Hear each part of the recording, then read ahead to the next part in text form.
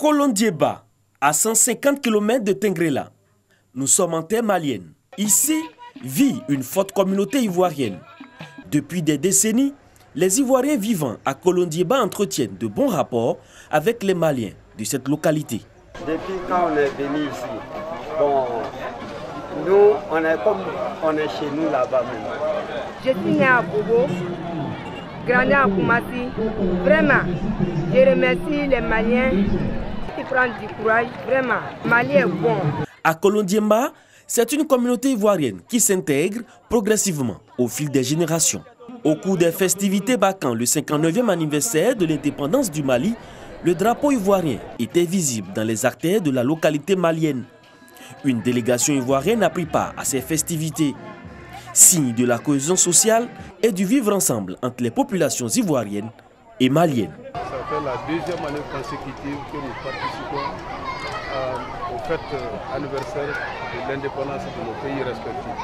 L'objectif recherché, nous faisons frontière, c'est pour qu'il y ait la quiétude entre les populations frontalières. Il a été démontré donc à la face de tout le monde que vraiment nos frères et sœurs ici participent à toutes les activités et le préfet fier vraiment de leur attitude ici, fier d'eux. Et nous, donc, par ricochet, nous sommes très fiers, en tout cas des Ivoiriens ici à Kolondieba. À Kolondieba, autochtones et allogènes veulent toujours promouvoir la paix et la cohésion sociale pour le développement des deux pays, le Mali et la Côte d'Ivoire.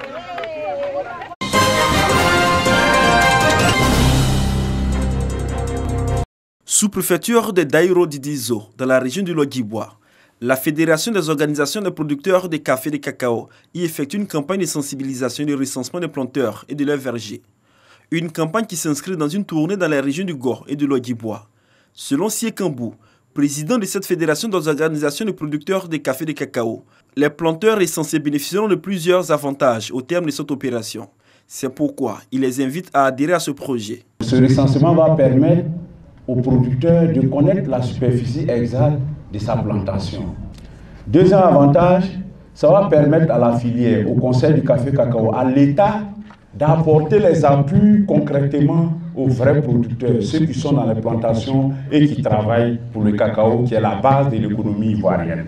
Les autorités administratives des localités visitées ont invité les planteurs à s'impliquer dans cette activité de recensement initiée par le Conseil Café Cacao. Si on ne connaît pas le nombre des producteurs, comment on peut les défendre?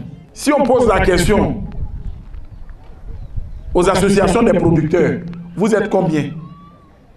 Vous revendiquez certaines choses. Mais pour que le président vous aide, il faut qu'il connaisse votre nom. Au cours de cette tournée qui a conduit Siekambou et son équipe dans les régions du Gor et du Lodjibois, d'importants dons en produits phytosanitaires ont été faits aux producteurs pour l'entretien de leurs plantations.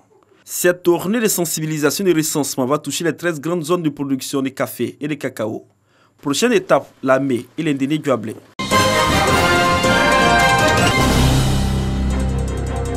Améliorer le fonctionnement de l'école et partant les résultats scolaires de l'année 2019-2020. Tel est l'objectif que s'assigne la Direction régionale de l'éducation nationale, de l'enseignement technique et de la formation professionnelle de Bouaké 2 de Gbeke. Pour relever ces défis, une rencontre d'information et d'échange a réuni acteurs du système éducatif, parents d'élèves et partenaires de l'école. Rencontre inscrite au compte de la traditionnelle réunion de rentrée scolaire. Occasion pour le directeur régional de l'éducation nationale Siloué Lassiné de dresser le bilan de l'année scolaire écoulée et de donner les instructions et recommandations de la tutelle. Les résultats ne sont pas satisfaisants en réalité. Et cela est dû, comme on l'a dit, aux perturbations que nous avons connues, mais aussi au fait que les enseignants ne se sont pas véritablement engagés. C'est pour cela que Madame le ministre recommande que l'enseignant soit au centre des résultats de l'école. Les autorités administratives et éducatives exhortent donc les enseignants, les parents d'élèves à s'impliquer davantage dans l'éducation des apprenants pour améliorer les résultats scolaires. Enseignants compétents, performants et engagés, assurance d'une école de qualité, tel est le thème choisi par le ministère de l'Éducation nationale pour l'année scolaire 2019-2020.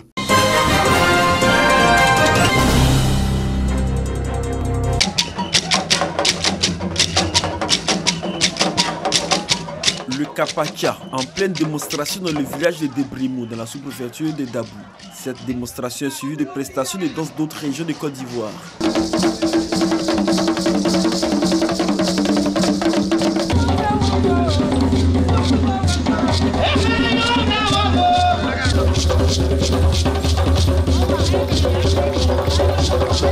Nous sommes à la 4e édition du festival de promotion de la culture à Djougou. Ce festival a pour but de pouvoir rassembler tous les différents peuples de la région et aussi des peuples extérieurs. Une rencontre qui a mobilisé l'ensemble des populations de ce village. Parrain de ce festival, le maire de la commune de Dabou a fait l'historique du peuple Boutou. Peuple venu selon lui du Ghana pour s'installer dans cette partie de la Côte d'Ivoire après des passages aux alentours du fleuve Bandama. Le ministre Esmel Emmanuel Essis a salué cet esprit de promotion des valeurs locales.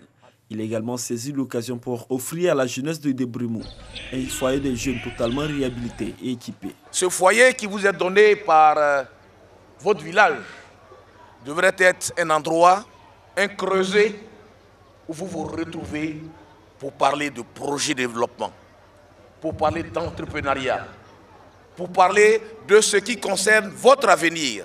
Jour et nuit, vous devez fréquenter ce centre. Nous sommes disposés à vous accompagner, à vous envoyer des experts pour vous parler de comment entreprendre, de comment monter un projet, de comment faire sa vie et gagner sa vie. Parce que nous avons l'avantage d'avoir un pays béni de Dieu, où il foisonne des multitudes d'opportunités d'investissement. Emmanuel Essis Esmel exhorte les jeunes à soumettre leurs projets au guichet emploi, ouvert dans la ville de Dabou, afin de bénéficier davantage de financement de projets.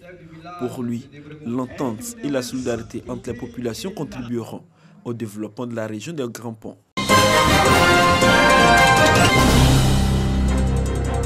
Zaï Extension, commune de Toumoudi. Voici le chef de quartier, Batieba, qui lutte en vain depuis 2004 pour l'électrification des lieux, peut avoir le sourire grâce à son voisin installé à 1 km. J'ai été voir les gens de la CIE.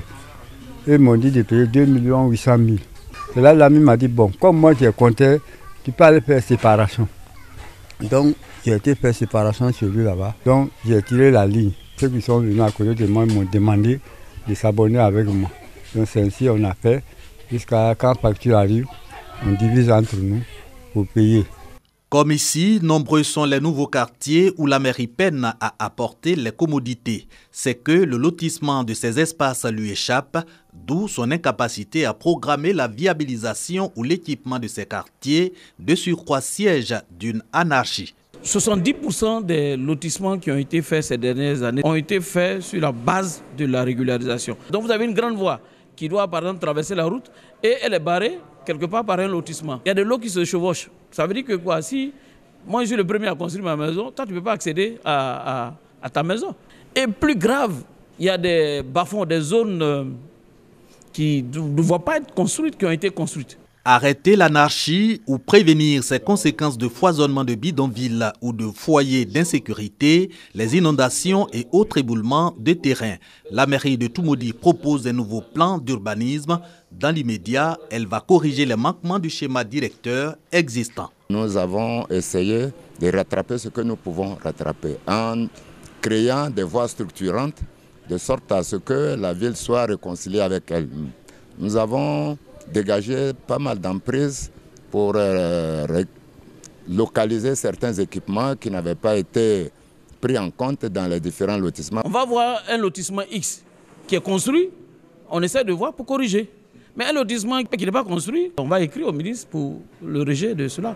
C'est au cas par cas. Celui qui vend, peut-être qu'il ne sait pas, celui qui a acheté ne sait pas, mais il faut bien qu'on s'arrête quelque part pour situer les responsabilités et puis trouver quelles sont les solutions dans l'intérêt de tous. Cette séance de travail est donc pour mettre au même niveau d'information tous les acteurs de la chaîne d'urbanisation à Toumoudi, propriétaires terriens, techniciens de lotissement, tutelle de la construction et de l'urbanisme, ainsi que celle de la décentralisation et les populations.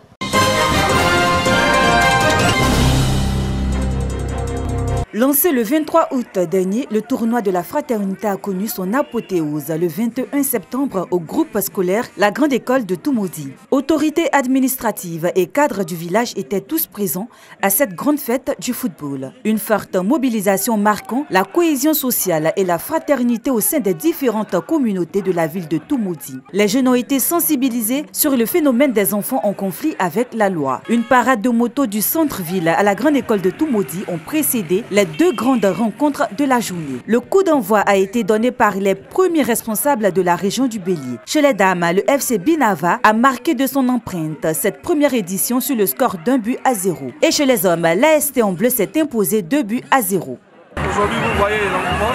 Nous pensons que c'est une très belle activité et que le meilleur a gagné. Nous avons organisé un tournoi qui a eu une grande mobilisation.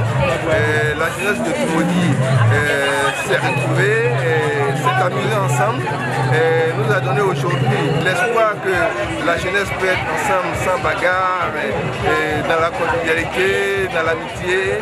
Et ça nous satisfait en tant qu'aînés. Des maillots, des médailles et des trophées ont été remis aux différents vainqueurs. Rendez-vous est pris pour l'année prochaine.